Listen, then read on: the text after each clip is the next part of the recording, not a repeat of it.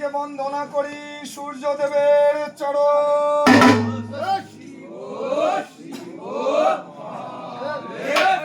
দক্ষিণে বন্দনা করি ক্ষীরসাগর,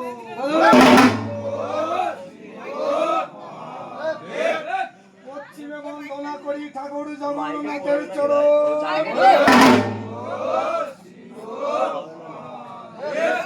উত্তরে বন্দনা করি হিমালয় পর্বত, পাতালে বন্দনা করি কাল বিশ্বকার চরণ, উপরে বন্দনা করি যত দেবগণ,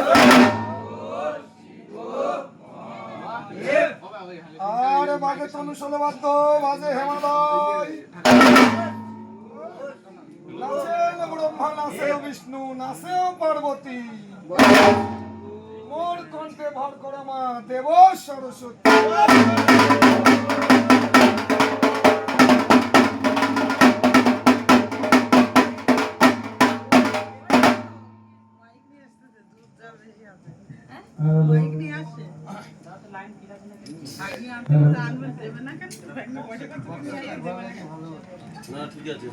এসো মাগো বাগদেবী কণ্ঠে করো ভর,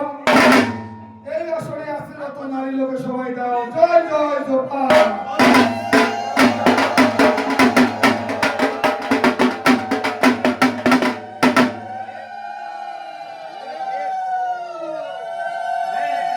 এসো মাতা সরস্বতী তুমি বিনে নাহি গতি,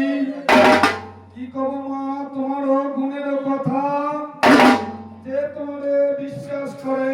যে তোমারে স্মরণ করে তার প্রতি হর না তুমি বাম,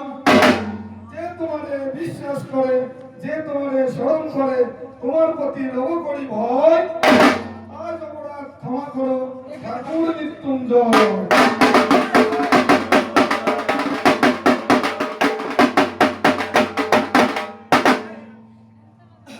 প্রথমে বন্দিগুরু অন্তঃসিদ্ধ কল্পতরু ভক্তজনার প্রতি কর দয়া, গুরু হে তাহার সেবক নন্দী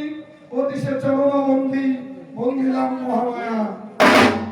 না জানি স্তব না জানি তব না জানি তোমার পরম ভক্তি, অনাথ কাতরে পরিপূর্ণ সৌন দেব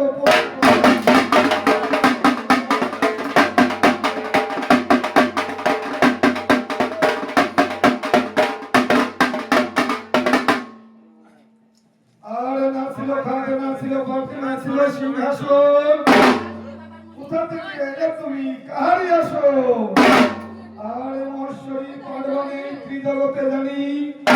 মহেশ্বরী পার্বণে নির্বাণ করে জানি, আর সৃষ্টিকর্তা নিরঞ্জন ভাবে আছে স্থল, মাটির সন মুখে দেখো লোয়ার দৃশ্য, লোয়ার দৃশ্যে কাটা হানিয়া তিন শাড়ি, শুভ্রবর্ণ বস্ত্র দিয়ে পার্বণে ধাপি, ঝাঁপিয়া ঝুঁপিয়া তুলে নিয়েছি মাথায়, পালাতে করে পূজা তবলয় হাতে, ভাগীরথী গঙ্গায় আর কালিন্দীর জল, এই পার্বণ শুদ্ধ করে নিলেন স্বয়ং ভোলা মহেশ্বর।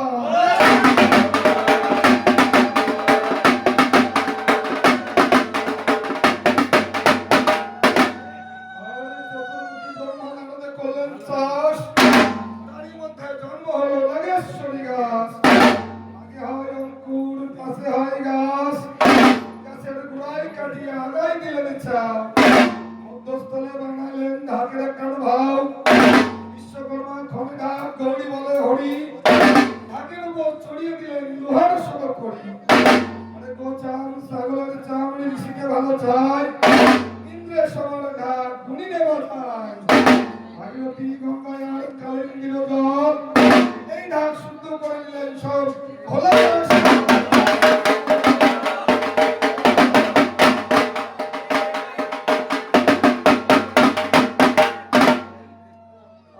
শঙ্খ শঙ্খ মহাশঙ্খ ষোলো শঙ্কের কথা, এক শঙ্কে বাদ্য নব শঙ্কের কথা, করলে আনিয়া রাখে ওই অক্ষয় বটের ডালে, আর দক্ষিণে বাতাসে শঙ্খ শিব শিব বলে।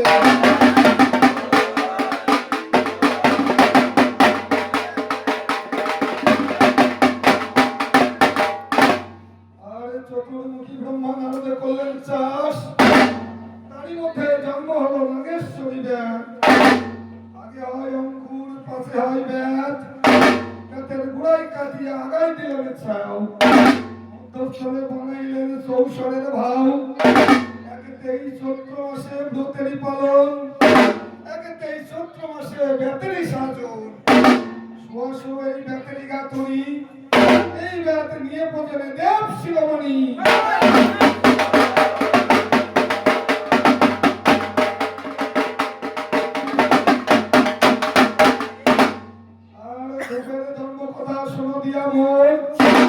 এই ধূপ পুড়িয়েছেন যত দেবগণ লঙ্কায় করিত প্রজা রাক্ষসের রাত একদিন ধূপ মাপে পূজা গেল বা ধূপ ধূপ বলিয়া রাজা ব্যাকুল হইল স্বর্গমত্ত রাজা ঘুরিয়া বেড়ালো কনক লঙ্কা পুরী ছিল রানী মন্দাদরী স্বর্গ থেকে আনিয়া ধূপ লাগাই সারি সারি ইন্দ্রভাঙ বৃক্ষ নামে অমূল্য রতন সেই গাছেরই আঠায় ধূপের জন্য সীতা হয়ে ডাকে রাবণ অশোকেরই মন সেই স্থানে ছিল বৃক্ষ অমূল্য রতন ধূপ গাছের আঠা ওই রাবণে আনিয়া ধূপ প্রকাশিলেন হেতা দশমুন্ডু কাটিয়া রাবণ পাতিল রচনা যত কিছু ছিল তাহার মনের বাসনা এই ধূপ চূর্ণ করে মনে বড় সুখ সব পরিবার দাও ব্রহ্মাকে ধরো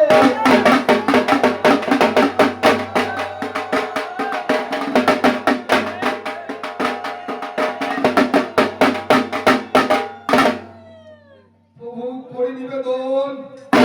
এই সিঁদুরের জন্ম কথা শোনো দিয়া মন কহ কহ প্রভু সিঁদুরের মম মকম গাছেতে সিঁদুর হইল তন কহ কহ প্রভু প্রভু সিঁদুরেরই মম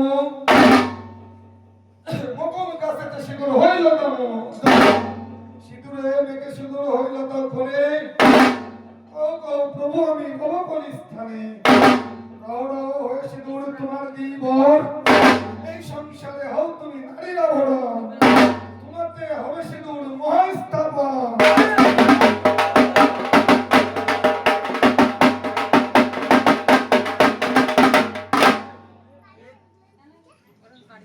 আরে ফুল দিয়ে